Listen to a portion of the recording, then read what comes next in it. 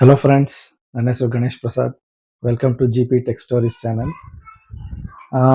ಈ ಹಿಂದಿನ ಒಂದು ಎಪಿಸೋಡ್ಗಳನ್ನ ನೀವು ನೋಡ್ಕೊಂಡು ಬಂದಿದ್ದೀರಾ ಅಂತ ಹೇಳಿದ್ರೆ, ನಾವು ಯಾವ ರೀತಿ ಕಾಲೇಜ್ ಸ್ಟೂಡೆಂಟ್ಸು ಕಾಲೇಜಲ್ಲಿ ಇರಬೇಕಾದ್ರೆ ಒಂದು ಜಾಬ್ ಇಂಡಸ್ಟ್ರಿಗೆ ಪ್ರಿಪೇರ್ ಆಗಿರಬೇಕು, ಮತ್ತು ಯಾವ ರೀತಿ ಅವರು ಕೋರ್ಸ್ಗಳನ್ನ ಮಾಡಬೇಕು ಅಥವಾ ಒಂದು ನೆಟ್ವರ್ಕಿಂಗನ್ನ ಮಾಡಬೇಕು, ಯಾವ ರೀತಿ ಅವರು ಕಾಂಟ್ಯಾಕ್ಟ್ಸ್ನ ಬೆಳೆಸ್ಕೋಬೇಕು ತಮ್ಮದೇ ಕಾಲೇಜಲ್ಲಿ ಇರಬೇಕಾದ್ರೆ, ಮತ್ತು ಯಾವ ರೀತಿ ಹೊರಗಡೆ ಬಂದಾಗ ಒಂದು ಪ್ರಪಂಚ ಅವರಿಗೆ ಒಂದು ತುಂಬಾ ಹೊಸದಾಗಿರುತ್ತೆ, ಮತ್ತು ಹುಡುಕ್ತಾ ಇರೋದು ಅಂತ ಟೈಮ್ ವೇಸ್ಟ್ ಮಾಡೋದ್ರ ಬದಲು ಕಾಲೇಜಲ್ಲಿ ಇರಬೇಕಾದ್ರೆ ಯಾವ ರೀತಿ ನಾವು ಅನಾಲಿಸಿಸ್ ಮಾಡಬೇಕು ಅಂತ ಹೇಳಿ ನಾವು ಮಾಡ್ಕೊಂಡು ಬರ್ತಾ ಇದ್ದೀವಿ. ಸೊ ನನಗೆ ಗೊತ್ತಿರೋವಂಥ ಒಂದು ಫ್ರೆಂಡ್ಸ್ ಮತ್ತು ಒಂದು ಲೈಕ್ ರಿವ್ಯೂ ಸಜೆಷನ್ಸ್ ಕೊಟ್ಟಿದ್ದೇನೆಂದರೆ, ಓಕೆ, ಕಾಲೇಜಲ್ಲಿ ಇರೋರು ನೆಕ್ಸ್ಟ್ ಜಾಬ್ಗೆ ಏನು ಮಾಡ್ಬೇಕಂತ ಗೊತ್ತಿದೆ, ಆದರೆ ಕಾಲೇಜಿಗೆ ಬರೋಕ್ಕಿಂತ ಮುಂಚೆನೇ ಎಷ್ಟೋ ಜನಕ್ಕೆ ಆ ಒಂದು ಪ್ರಾಪರ್ ಆಗಿ ಗೈಡೆನ್ಸ್ ಇಲ್ಲ. ಇನ್ಫಾರ್ಮೇಷನ್ ಇದೆ, ಏನೇನು ತಗೋಬೋದು, ಏನೇನು ತಗೊಳ್ಳೋದು ಕೋರ್ಸ್ ಅಂತ ಹೇಳಿ. ಆದರೆ ಪ್ರತಿಯೊಬ್ಬರಿಗೂ ಮನಸ್ಸಲ್ಲಿ ಏನಿರುತ್ತೆ, ಫಸ್ಟು ಇಂಜಿನಿಯರೇ ಆಗಬೇಕು, ಡಾಕ್ಟ್ರೇ ಆಗಬೇಕು ಎಲ್ಲರ ಮಕ್ಕಳು ಅನ್ನೋ ಒಂದು ಎಕ್ಸ್ಪೆಕ್ಟೇಷನ್ ಇರುತ್ತೆ. ಸೊ ಈ ರೀತಿಯ ಒಂದು ನಾಲೆಡ್ಜ್ ಗ್ಯಾಪ್ ಇರೋದ್ರಿಂದ ಯಾರೇ ಆಗಲಿ, ನಾನು ಕೂಡ ಒಂದು 10-15 ವರ್ಷಗಳ ಹಿಂದೆ ಒಂದು SSLC ಮುಗಿಸ್ಕೊಂಡು ಹೊರಗಡೆ ಬರೋವಂಥ ಟೈಮಲ್ಲಿ ನಮಗೆ ಆವಾಗ ಏನು ತಗೋಬೇಕು ಅನ್ನೋ ಒಂದು ನಾಲೆಡ್ಜ್ ಕೂಡ ಇರಲಿಲ್ಲ. ಯಾರು ಗೈಡೆನ್ಸ್ ಕೊಡೋದಕ್ಕೆ ನಮಗೆ ಗೊತ್ತಿರೋರು ಯಾರು ಕೂಡ ಇರಲಿಲ್ಲ. ಸೊ ಇಂಥ ಒಂದು ಸಿಚುವೇಶನ್ ಇರಬೇಕಾದ್ರೆ ನಮಗೆ ಯಾರಾದರೂ ಒಬ್ರು ಪ್ರಾಪರ್ ಆಗಿ ಒಂದು ಗೈಡೆನ್ಸ್ ಕೊಡೋರಿದ್ರೆ ನಮ್ಗೆ ಯಾವಾಗಲೂ ಉತ್ತಮ. ನಾವೇನು ಮಾಡ್ತೀವಿ ನಾರ್ಮಲ್ ಆಗಿ ಅಂದರೆ, ನಮ್ಮ ಫ್ರೆಂಡ್ಸ್ ಯಾರು ಏನು ತಗೊತಾರೆ, ನಮ್ಮ ರಿಲೇಟಿವ್ಸಲ್ಲಿ ಯಾರು ಏನಾರು ಒಳ್ಳೆಯ ಒಂದು ಕೆಲಸದಲ್ಲಿದ್ದರೆ ಆ ಒಂದು ಇನ್ಫಾರ್ಮೇಷನ್ ಅಥವಾ ಆ ಒಂದು ನಾಲೆಡ್ಜ್ನ ಇಟ್ಕೊಂಡು ನಾವು ಅದೇ ರೀತಿಯ ಡಿಸಿಷನ್ಸ್ನ ತಗೊಳ್ಳೋದಕ್ಕೆ ಅಂತ ಪ್ರಯತ್ನ ಪಡ್ತೀವಿ. ಹೌದು, ಕೆಲವೊಂದು ಸಲ ಅದು ವರ್ಕೌಟ್ ಆಗುತ್ತೆ, ಇಲ್ಲ ಅಂತ ಹೇಳೋದಿಲ್ಲ. ಆದರೆ ಈ ಒಂದು ನಾಲೆಡ್ಜನ್ನ ನಾವೇನೇ ಒಂದು ರಿಸರ್ಚ್ ಮಾಡಿ ಬೆಳೆಸ್ಕೊಳ್ಳೋದ್ರಿಂದ ನಮ್ಮ ಒಂದು ಫ್ಯೂಚರ್ ನಮ್ಮ ಕೈಯಲ್ಲೇ ಇರುತ್ತೆ. ಸೊ ಇದನ್ನ ಯಾವ ರೀತಿ ನಾವು ಸ್ಟೆಪ್ ಬೈ ಸ್ಟೆಪ್ ಒಂದು ಅಪ್ರೋಚ್ನ ತಗೊಂಡ್ರೆ ಒಂದು ಉತ್ತಮವಾಗಿ ನಾವು ಕಷ್ಟಪಡ್ದೇನೆ ಏನೇನೋ ಕೋರ್ಸಿಗೆ ಹೋಗಿ ಆಮೇಲೆ ಕಷ್ಟಪಡೋದ್ರ ಬದಲು ನಾವೀಗ ಸ್ಕೂಲಲ್ಲಿ ಇರಬೇಕಾದ್ರೇನೆ ಏನೇನೆಲ್ಲ ಸ್ಟೆಪ್ಸ್ ಮಾಡ್ಬೋದು ಅನ್ನೋದ್ರ ಬಗ್ಗೆ ಆಗಿದೆ. ಈಗ ಫಾರ್ ಎಕ್ಸಾಂಪಲ್, ನೀವು 9th ಇದ್ದೀರಾ ಅಂತ ಇಟ್ಕೊಳ್ಳಿ, 9th ಸ್ಟ್ಯಾಂಡರ್ಡಲ್ಲಿ ಇದ್ದೀರಾ ಅಥವಾ ನೆಕ್ಸ್ಟ್ 10th ಬಂದಿದ್ದೀರಾ ಆಲ್ರೆಡಿ. ಸೊ ನಿಮಗೆ ನೆಕ್ಸ್ಟ್ ಫ್ಯೂಚರಲ್ಲಿ ನಾನು ಏನಾಗಬೇಕು ಅನ್ನೋ ಒಂದು ಕನಸು ಇರುತ್ತೆ. ಆಬ್ವಿಯಸ್ಲಿ ಏನೋ ಒಂದು ಆಗ್ತೀನಿ ಅಂತ ಒಂದಿರುತ್ತೆ, ನಾನು ಒಬ್ಬ ಇಂಜಿನಿಯರ್ ಆಗಬೇಕು, ಡಾಕ್ಟರ್ ಆಗಬೇಕು, ಅಥವಾ agriculture horticulture, veterinary sciences, medical ಇದರಲ್ಲಿ, ಏವಿಯೇಷನಲ್ಲಿ, ಈ ರೀತಿ ಬಹಳನೇ ಒಂದು ಹೋಟೆಲ್ ಮ್ಯಾನೇಜ್ಮೆಂಟ್ ಇದೆ. ಸೊ ಬಹಳನೇ ತುಂಬ ಸ್ಪೊರಾಡಿಕ್ ಆಗಿ ಲೈಕ್ ಮಾರ್ಕೆಟ್ ಇದೆ. ಸೊ ನಿಮಗೆ ಏನು ಬೇಕು ಅನ್ನೋದು, ನೀವೇನಾಗಬೇಕು ಅನ್ನೋದು ಫಸ್ಟು ನಿಮಗೆ ಒಂದು ಐಡಿಯಾ ಇರಬೇಕು. ಆಯಿತು, ಈಗ ನನಗೇನು ಆ ಥರ ಒಂದು ಏನು ಆ ರೀತಿ ಏನೋ ಒಂದು ಐಡಿಯಾ ಇಲ್ಲಪ್ಪ, ನನಗೊಂದು ಕೆಲ್ಸಕ್ಕೆ ಹೋದರೆ ಸಾಕು ಅನ್ನೋ ಥರ ನಿಮ್ದೇನಾರ ಒಂದು ಥಾಟ್ ಇದ್ದರೆ, ನೆಕ್ಸ್ಟು ಇನ್ನೊಂದು ಸ್ಟೆಪ್ ನಾನು ಮತ್ತೆ ನಿಮ್ಮನ್ನ ಕ್ವಶನ್ ಕೇಳೋಕ್ಕೆ ಇಷ್ಟಪಡ್ತೀನಿ. ಏನಂದರೆ, ನಿಮ್ಮ ಮನೆಯ ಆರ್ಥಿಕ ಪರಿಸ್ಥಿತಿ ಯಾವ ರೀತಿ ಇದೆ? ಸೊ ನೀವು ಫ್ಯೂಚರಲ್ಲಿ ನೆಕ್ಸ್ಟು ಇನ್ನೊಂದು ವರ್ಷ 2 ವರ್ಷ ಬಿಟ್ಟು ನೀವು ಇಮಿಡಿಯೇಟಾಗಿ ಕೆಲ್ಸಕ್ಕೆ ಸೇರಬೇಕಾ, ಇಲ್ಲ ನಿಮ್ಮ ಮನೆಯಲ್ಲಿ ಅಟ್ಲೀಸ್ಟ್ ನಿಮ್ಮ ಪೇರೆಂಟ್ಸ್ ದುಡ್ಡಲ್ಲಿ ನೀವು ಹೆಂಗೋ ಒಂದು ಲೈಫ್ ಲೀಡ್ ಮಾಡಿಕೊಂಡು ನಿಮಗೆ ಟೈಮ್ ಇದೆ, ಸದ್ಯಕ್ಕೆ ನನ್ನ ಆಸೆ ಏನಿದೆ ನಾನು ಅದನ್ನು ಈಡೇರಿಸ್ಕೋಬೋದು, ನಾನು ಆ ಒಂದು ಕೋರ್ಸ್ ರಿಲೇಟೆಡ್ ಆ ಒಂದು ಇದಕ್ಕೆ ನಾನು ಕಾಯ್ಬೋದು ಅನ್ನೋ ಥರ ಇದ್ದರೆ ಆ ಒಂದು ಥಾಟು ಬೇರೆ ಇರುತ್ತೆ. ಸೊ ಈ ವಿಡಿಯೋ ನಾನು ಮಾಡ್ತಾ ಇರೋದು ಯಾರಿಗೆ ಅಂದರೆ, ಯಾರಿಗೆ ಮನೆಯ ಆರ್ಥಿಕ ಪರಿಸ್ಥಿತಿ ಅಷ್ಟು ಲೈಕ್ ಸುಧಾರಿತವಾಗಿ ಒಂದು ಸೊಫಿಸ್ಟಿಕೇಟೆಡ್ ಆಗಿ ಇರೋದಿಲ್ಲ, ಯಾರಿಗೆ ಫೀಸ್ ಕಟ್ಟೋಕ್ಕೂ ಕೂಡ ತೊಂದರೆ ಇರ್ಬೋದು, ಅಥವಾ ಫೀಸ್ ಕಟ್ಬೋದು, ಈಗ middle class lower middle class ಅಂತ ಹೇಳಿ ಬರುತ್ತೆ.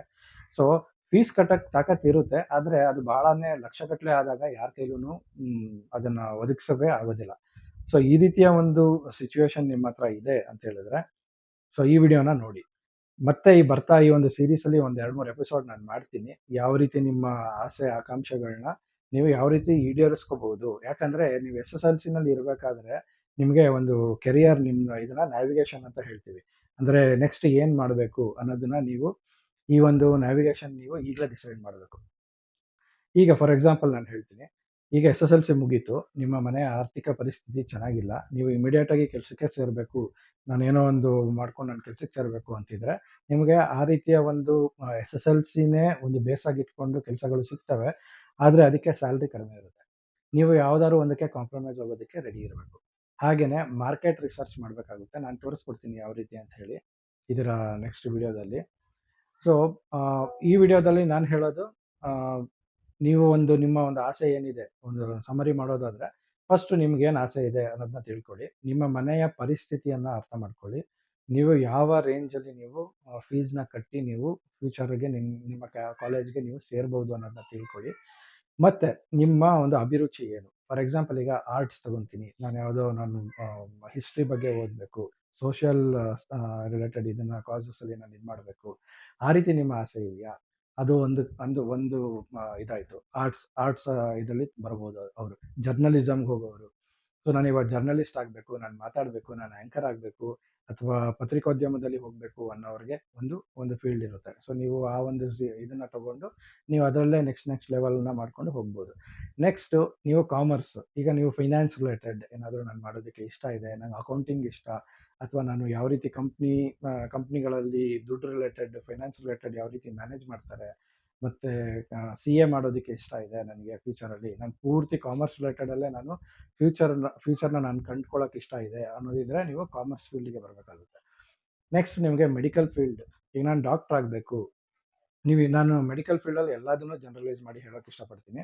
ಯಾವ ರೀತಿ ಅಂದರೆ ನೀವು ಡಾಕ್ಟರ್ ಆಗಬೇಕು, ಡೆಂಟಿಸ್ಟ್ ಆಗಬೇಕು, ಅಥವಾ ಇನ್ನೇನೋ ಒಂದು ಸರ್ಜನ್ ಆಗಬೇಕು, ಅಥವಾ ಮತ್ತೊಂದು ನೀವು ವೆಟರ್ನರಿ ಸೈನ್ಸಸಲ್ಲಿ ಇದಾಗಬೇಕು, ನೀವು ಯಾವುದೇ ಒಟ್ಟಿನಲ್ಲಿ ಬಯಾಲಜಿ ರಿಲೇಟೆಡ್ ಏನಾದ್ರು ಒಂದು ನಾನು ಅದರಲ್ಲಿ ಸಾಧನೆ ಮಾಡಬೇಕು ಅನ್ನೋ ಇಂಟ್ರೆಸ್ಟ್ ನಿಮಗಿದೆ ಅಂತ ಹೇಳಿದ್ರೆ ನೀವು ಮೆಡಿಕಲ್ ರಿಲೇಟೆಡ್ ಫೀಲ್ಡಲ್ಲಿ ಇರಬೇಕಾಗುತ್ತೆ. ನೆಕ್ಸ್ಟ್ ಸೈನ್ಸ್ ರಿಲೇಟೆಡ್, ಸೈನ್ಸಲ್ಲಿ ಬಹಳನೇ ಅದು ಕೂಡ ಒಂದು ದೊಡ್ಡ ವಿಸ್ತಾರವಾದ ಒಂದು ಜಗತ್ತು. ಅದರಲ್ಲಿ ಕೂಡ ನಾನು ಈಗ ಫಾರ್ ಎಕ್ಸಾಂಪಲ್ ಈಗ ನಾವು IT ಕಂಪ್ನಿನಲ್ಲಿ ಹೋಗಬೇಕು, ನಾನೊಬ್ಬ ಸಾಫ್ಟ್ವೇರ್ ಇಂಜಿನಿಯರ್ ಆಗಬೇಕು, ಸಾಫ್ಟ್ವೇರ್ ಡೆವಲಪ್ ಮಾಡಬೇಕು, ಡೇಟಾಬೇಸ್ ಸೈಡ್ ಇರಬೇಕು, ಟೆಸ್ಟಿಂಗಲ್ಲಿ ಇರಬೇಕು, ಅಥವಾ ಬೇರೆ ಇನ್ನೇನೋ ಒಂದು ಟೆಕ್ನಾಲಜಿ ರಿಲೇಟೆಡ್ ಒಂದು ಇಂಡಸ್ಟ್ರಿನಲ್ಲಿ ನಾನು ಇರ್ತೀನಿ ಅಂತ ಹೇಳಿದ್ರೆ, IT ಕಂಪ್ನಿಗಳಲ್ಲಿ ನಾನು ಹೋಗಿ ಸೇರ್ಕೊತೀನಿ ಅಂತ ಹೇಳಿದ್ರೆ ಪ್ರಾಡಕ್ಟ್ಗಳನ್ನ ನಾನು ಡೆವಲಪ್ ಮಾಡ್ತೀನಿ, ಅಥವಾ ನಾವು ಬಾಹ್ಯಾಕಾಶ ಲೈಕ್ ಈ ರೀತಿ ಒಂದು ಇಂಡಸ್ಟ್ರಿನಲ್ಲಿ ಇರ್ತೀನಿ, ರೈಲ್ವೇಸ್ ಇದೆ, ಏವಿಯೇಷನ್ ಇದೆ. ನಾನು ಹೇಳ್ತಾ ಇರೋದು ಟೆಕ್ನಾಲಜಿ ಸೈಡ್. ಸೊ ಈ ರೀತಿ ಅಲ್ಲಿಯ ಒಂದು ಇದ್ರ ಮೇಲೆ ನಾನು ಕೆಲಸ ಮಾಡೋದಕ್ಕೆ ನನಗೆ ಇಂಟ್ರೆಸ್ಟ್ ಇದೆ ಅಂತ ಹೇಳಿದ್ರೆ ನೀವು ಸೈನ್ಸ್ನ ತಗೋಬೇಕಾಗುತ್ತೆ. ಇನ್ನು ಕೆಲವರಿಗೆ ಹೋಟೆಲ್ ಮ್ಯಾನೇಜ್ಮೆಂಟ್, ಹಾಸ್ಪಿಟಾಲಿಟಿ ಈ ರೀತಿಯ ಒಂದು ಇಂಡಸ್ಟ್ರಿಯಲ್ಲೂ ಕೂಡ ಇಂಟ್ರೆಸ್ಟ್ ಇರುತ್ತೆ. ಸೊ ನೀವು ಹೋಟೆಲ್ ಮ್ಯಾನೇಜ್ಮೆಂಟಲ್ಲಿ ಬಂದು ದೊಡ್ಡ ದೊಡ್ಡ 5 ಸ್ಟಾರ್ ಹೋಟೆಲ್ಸ್ ಇರ್ತವೆ, ಅದರಲ್ಲೂ ಕೂಡ ಬಹಳನೇ ಲೆವೆಲ್ಸ್ ಆಫ್ ಜಾಬ್ಸ್ ಇರ್ತವೆ. ಸೊ ಈ ರೀತಿಯ ಒಂದು ಜಾಬನ್ನ ನೀವು ಮಾಡೋದಕ್ಕೆ ಇಂಟ್ರೆಸ್ಟ್ ಇದೆ ಅಂತ ಹೇಳಿದ್ರೆ ಹಾಸ್ಪಿಟಾಲಿಟಿಯಲ್ಲಿ ಬರೀ ಹೋಟೆಲ್ ಮ್ಯಾನೇಜ್ಮೆಂಟ್ ಒಂದೇ ಅಲ್ಲ, ಅದರಲ್ಲೂ ಬಹಳನೇ ಆಪ್ಷನ್ಸ್ಗಳಿದೆ. ಸೊ ಅಲ್ಲಿ ಕೂಡ ನೀವು ಹೋಗ್ಬೋದು. ಇನ್ನೊಂದು ಆರ್ಕಿಟೆಕ್ಚರ್ ರಿಲೇಟೆಡ್, ಈಗ ಎಷ್ಟೋ ಜನಕ್ಕೆ ನಾವು ಹಳೆಯ ಒಂದು ಬಿಲ್ಡಿಂಗ್ಸ್ ಇರುತ್ತೆ, ಲೈಕ್ ಹಿಸ್ಟಾರಿಕಲ್ ಇರುತ್ತೆ, ಆ ಒಂದು ಆರ್ಕಿಟೆಕ್ಚರ್ನ ಸ್ಟಡಿ ಮಾಡೋ ಇಂಟ್ರೆಸ್ಟ್ ಇರುತ್ತೆ, ಮತ್ತು ಡಿಸೈನಿಂಗಲ್ಲಿ ಇಂಟ್ರೆಸ್ಟ್ ಇರುತ್ತೆ. ಈಗೆಲ್ಲ ನಾವು ನಾರ್ಮಲ್ ಆಗಿ ಆರ್ಕಿಟೆಕ್ಚರ್ ನೋಡಿರ್ತೀವಿ. ಸೊ ಹೊಸ ಬೇರೆ ಬೇರೆ ದೇಶಗಳ ಒಂದು ಇದನ್ನ ಕಲ್ಚರನ್ನು ತಿಳ್ಕೊಂಡು ಅದರಲ್ಲಿ ಕೂಡ ನೀವು ನಿಮ್ಮ ಒಂದು ಕೆರಿಯರನ್ನು ಬಿಲ್ಡ್ ಮಾಡ್ಕೋಬೋದು. ಇದಿಷ್ಟು ಅಲ್ಲದೆ ನೀವು ಸುತ್ತಮುತ್ತ ನಿಮ್ಮ ಒಂದು ಎಕ್ಸ್ಪೀರಿಯನ್ಸ್ ಅಲ್ಲೇ ನೀವು ಪ್ರತಿಯೊಬ್ಬರನ್ನು ಅಬ್ಸರ್ವ್ ಮಾಡಿ. ನೀವು ಫಾರ್ ಎಕ್ಸಾಂಪಲ್ ಈಗ ಒಂದು ಟ್ರಾವೆಲ್ ಮಾಡೋಕ್ಕೆ ನೀವು ಒಂದು ಟ್ರಾನ್ಸ್ಪೋರ್ಟೇಷನ್ ಊಬರ್ ತೊಗೊತೀರಾ, ಓಲಾ ತೊಗೊತೀರಾ, ಆಟೋ ತೊಗೊತೀರಾ, ಅಥವಾ ಇನ್ನೇನೋ ಒಂದು ಕ್ಯಾಬ್ ತೊಗೊತೀರಾ, ಬುಕ್ ಮಾಡ್ತೀರಾ. ಇದು ಕೂಡ ಒಂದು ಜರ್ನಿ ಇದೆ. ಕೆಲವರಿಗೆ ಡ್ರೈವಿಂಗ್ ಇಂಟ್ರೆಸ್ಟ್ ಇರುತ್ತೆ, ಮೋಟಾರ್ ರಿಲೇಟೆಡ್ ಇಂಟ್ರೆಸ್ಟ್ ಇರುತ್ತೆ, ಮೆಕ್ಯಾನಿಕಲಲ್ಲಿ ಇಂಟ್ರೆಸ್ಟ್ ಇರುತ್ತೆ, ಕಾರ್ಗಳ ಮೇಲೆ ಇಂಟ್ರೆಸ್ಟ್ ಇರುತ್ತೆ, ಮತ್ತು ಸಿವಿಲ್ ಕನ್ಸ್ಟ್ರಕ್ಷನ್ ರಿಲೇಟೆಡ್ ನಿಮಗೆ ಇಂಟ್ರೆಸ್ಟ್ ಇದೆಯಾ? ನಾನು ಮನೆ ಕಟ್ಸೋ ಇದರಲ್ಲಿ ನಾನು ಮುಂದೆ ಸಾಗಬೇಕು ಅಂತ ನಿಮ್ಗೆ ಇಂಟ್ರೆಸ್ಟ್ ಇದೆಯಾ? ಇನ್ನು ನೆಕ್ಸ್ಟು ನಿಮಗೆ ಕೆಲವೊಬ್ಬರಿಗೆ ಫಾರ್ಮಸಿಸ್ಟ್ ಆಗಿ ಈಗ ಮೆಡಿಕಲ್ ಶಾಪ್ಸ್ ನಾವು ನೋಡ್ತೀವಿ. ಮೆಡಿಕಲ್ ಶಾಪ್ಗಳಲ್ಲಿ ಕೂಡ ನೀವು ಬಿಸ್ನೆಸ್ ನಾನು ಮಾಡ್ತೀನಿ ಅನ್ನೋದಾದರೆ ನೀವು ಅದಕ್ಕೆ ಏನು ಮಾಡಬೇಕು? ಸೊ ನಿಮ್ಮ ಸುತ್ತಮುತ್ತನೇ ಈಗ ನಾವು ಮಾಲ್ಗಳಿಗೆ ಹೋಗ್ತೀವಿ. ಯಾವ ಮಾಲಲ್ಲಿ ಎಷ್ಟೊಂದು ಲೈಕ್ ಶಾಪ್ಸ್ ಇರ್ತವೆ ಒಳಗಡೆ, ಅದನ್ನ ಯಾವ ರೀತಿ ಮ್ಯಾನೇಜ್ ಮಾಡ್ತಾರೆ, ಯಾರು ಮ್ಯಾನೇಜ್ ಮಾಡ್ತಾರೆ, ಆ ಒಂದು ಇಂಡಸ್ಟ್ರಿ ಯಾವ ರೀತಿ ಇದೆ, ಅದರಲ್ಲಿ ಎಂಟ್ರಿ ಲೆವೆಲಿಂದ ಹಿಡಿದು ಟಾಪ್ ಲೆವೆಲ್ ತನಕನೂ ಯಾವ ರೀತಿ ಒಂದು ಸ್ಯಾಲ್ರಿಗಳು ಸಿಗ್ತವೆ. ಈಗ ನಾವು ಒಂದು ಹೋಟೆಲ್ಗೆ ಹೋಗ್ತೀವಿ, ಡಾಮಿನೋಸ್ ಪಿಜ್ಜಾ ಆಗಿರ್ಬೋದು, ಅಥವಾ ಒಂದು KFC ಆಗಿರ್ಬೋದು, ಯಾವ್ದಾದ್ರು ಒಂದು ಈ ರೀತಿಯ ಚೈನ್ ಆಫ್ ಬಿಸ್ನೆಸ್ ಮಾಡೋರು. ಸೊ ಅಲ್ಲಿ ಯಾವ ರೀತಿ ಒಂದು ಜಾಬ್ ಇಂಡಸ್ಟ್ರಿ ಇದೆ, ಅದಕ್ಕೆ ಏನು ರಿಕ್ವೈರ್ಮೆಂಟ್ ಇರುತ್ತೆ, ಎಷ್ಟೆಷ್ಟು ಸ್ಯಾಲ್ರಿ ಇರುತ್ತೆ, ಈ ರೀತಿ ನಾವು ನಾವೇನೇ ಕೂತು ಆಮೇಲೆ ಇನ್ನೊಂದು ಮರೈನ್ ರಿಲೇಟೆಡ್ ಒಂದಿದೆ, ಮರ್ಚೆಂಟ್ ನೇವಿ ಅಂತ ಒಂದು ಇರುತ್ತೆ. ನೀವು ಹಡಗಲ್ಲೇನೆ ಸುಮಾರು ತಿಂಗಳು ಕಳೆದು ಬೇರೆ ಬೇರೆ ದೇಶಗಳಿಗೆ ಹೋಗಿ ಅದನ್ನ ಕೂಡ ಮ್ಯಾನೇಜ್ ಮಾಡುವಂಥದ್ದು ಒಂದು ಇಂಡಸ್ಟ್ರಿ ಇದೆ. ಸೊ ಭಾಳಷ್ಟು ಇಂಡಸ್ಟ್ರಿ ಇದೆ. ನಿಮಗೆ ಬೇಕಾಗಿರೋ ಥರ ಮೈನಿಂಗ್ ಟೆಕ್ನಾಲಜಿ, ಕೆಮಿಸ್ಟ್ರಿ, ಕೆಮಿಕಲ್ಸ್ ಇದೆ, ಬಯೋಟೆಕ್ನಾಲಜಿ ಇದೆ, ಮತ್ತು ಫಿಶಿಂಗ್, ಮತ್ತು ಬೇರೆ ಒಂದು ಈ ಬಂದರು ಖಾತೆ, ಈ ಥರ ಎಷ್ಟೊಂದು ಇರ್ತಾವಲ್ಲ, ಅಲ್ಲಿ ಕೂಡ ಇರುತ್ತೆ. ಮತ್ತು ಇಷ್ಟೆಲ್ಲನೂ ಅಲ್ಲದೆ ನೀವು ಗೌರ್ಮೆಂಟಲ್ಲಿ ನಾನು ಗೌರ್ಮೆಂಟ್ ಜಾಬ್ ತಗೋಬೇಕು, ಗೌರ್ಮೆಂಟಲ್ಲಿ ಏನಾದ್ರು ನಾನು ಲೈಕ್ ಜಾಬ್ ತೊಗೊಂಡು ನಾನು ಒಳಗಡೆ ಹೋಗಬೇಕು ಅನ್ನೋದು ನಿಮ್ಮ ಇಂಟ್ರೆಸ್ಟ್ ಇದ್ದರೆ, ಅದಕ್ಕೆ ಬೇಕಾಗಿರುವಂಥ ಎಂಟ್ರೆನ್ಸ್ ಎಕ್ಸಾಮ್ಗಳನ್ನ ಯಾವಾಗ ನೀವು ತೊಗೊಬೇಕು, ಅದಕ್ಕೆ ಏನು ಬೇಸಿಕ್ ಕಟ್ ಆಫ್ ಇರುತ್ತೆ. ಸೊ ಈ ರೀತಿಯ ಒಂದು ಅನಾಲಿಸಿಸ್ನ ನೀವು ಮಾಡ್ಕೋಬೇಕು. ನೀವೇ ಕೂತು ನಿಮಗೆ ಇದಕ್ಕೆಲ್ಲ ಕೂತ್ಕೋಬೇಕು ನೀವು. ನಿಮ್ಮ ಇಂಟ್ರೆಸ್ಟ್ ಏನಿದೆ ನೀವು ಇದನ್ನು ತೊಗೊಂಡು ನಿಮ್ಮ ಮಾರ್ಗದರ್ಶನ ನಿಮ್ಮ ಟೀಚರ್ಸಿಂದನೂ ತೊಗೋಬೋದು. ಈಗ ಟೀಚರ್ಸ್ ಅಂತ ಹೇಳಿದ ತಕ್ಷಣ ಒಬ್ಬೊಬ್ಬರಿಗೆ ಟೀಚಿಂಗ್ ಪ್ರೊಫೆಷನ್ ಇಷ್ಟ ಇರುತ್ತೆ. ನಾನು ಪ್ರೊಫೆಸರ್ ಆಗ್ತೀನಿ, ನಾನು ಕಾಲೇಜ್ ಲೆಕ್ಚರರ್ ಆಗ್ತೀನಿ, ಈ ರೀತಿಯ ಒಂದು ಇಂಟ್ರೆಸ್ಟ್ ಕೂಡ ಭಾಳ ಜನಕ್ಕೆ ಇರುತ್ತೆ. ನಾನು ಟೀಚಿಂಗ್ ಪ್ರೊಫೆಷನಲ್ಲಿ ಕಂಟಿನ್ಯೂ ಮಾಡ್ತೀನಿ ಅಂತ. ಸೊ ನೀವು ಮಾಡ್ಬೋದು. ಮ್ಯೂಸಿಕ್ಕಲ್ಲಿ ಹೋಗ್ಬೋದು. ಮ್ಯೂಸಿಕಲ್ಲೂ ಕೂಡ ಆಪ್ಷನ್ ಇದೆ, ಆಪರ್ಚುನಿಟಿಗಳಿದೆ. ನೀವು ಏನು ಬೇಕಾದ್ರೂ ಮಾಡ್ಬೋದು. ಅದು ನಿಮ್ಮ ಇಷ್ಟ. ಆದರೆ ಇದೆಲ್ಲದಕ್ಕೂ ಬೇಸ್ ಏನಂದ್ರೆ ನಾನು ಹೇಳೋದು, ನಿಮ್ಮ ಫ್ಯಾಮಿಲಿಯ ಒಂದು ಸಿಚುವೇಶನ್ ಯಾವ ರೀತಿ ಇದೆ ಅಂತೇಳಿ ನೀವು ಫಸ್ಟು ಅನಲೈಸ್ ಮಾಡ್ಕೋಬೇಕು. ಓಕೆ, ನಮ್ಮಲ್ಲಿ ಸ್ವಲ್ಪ ನಾವು ಸ್ಥಿತಿವಂತರಾಗಿದ್ದೀವಿ. ನಾವು ಒಂದು 2ರಿಂದ 3 ವರ್ಷ, 4 ವರ್ಷ ನಾವು ನನ್ನ ಕಡೆಯಿಂದ ಏನು ನನ್ನಿಂದ ದುಡಿಮೆ ಏನೂ ಇಲ್ಲ ಅಂದರೆ ನಮ್ಮ ಮನೆ ನಡೆಯುತ್ತೆ ಅನ್ನೋ ಒಂದು ಇದಿದ್ರೆ ಫೈನ್. ಸೊ ನೀವು ನಿಮ್ಮ ಒಂದು ಕೆರಿಯರ್‌ಗೆ ನೀವು ಏನು ಬೇಕು ನೀವು ಅದನ್ನು ಮಾಡಿಕೊಂಡು ನೀವು ಮುಂದುವರಿಬೋದು. ಆದರೆ ನಿಮ್ಮ ಮನೆಯ ಪರಿಸ್ಥಿತಿ ಅಷ್ಟು ಕರೆಕ್ಟಾಗಿಲ್ಲ, ಅಷ್ಟು ಇದಾಗಿಲ್ಲ ಅಂತ ಹೇಳಿದಾಗ ನೀವು ಆಮ್, ಅನಿವಾರ್ಯವಾಗಿ ನೀವು ಒಂದು ಅರ್ನಿಂಗ್ಗೆ ನೀವೊಂದು ಉದ್ಯೋಗಕ್ಕೆ ಹೋಗಲೇಬೇಕಾದಂಥ ಪರಿಸ್ಥಿತಿ ಬರುತ್ತೆ. ಆಗಲೇ ಬರೋದು ನಾನು ಏನು ಮಾಡಬೇಕು ಅಂತ.